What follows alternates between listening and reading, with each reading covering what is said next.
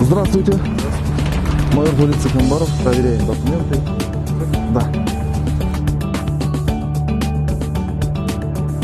В целях оказания содействия природоохранным органам по пересечению фактов незаконных порубок, заготовок, провоза и реализации молодняка хвойных пород деревьев в предновогодний период на территории города Нур-Султан с 15 по 31 декабря в рамках ОПМ «Правопорядок» проводим рейдовые мероприятия.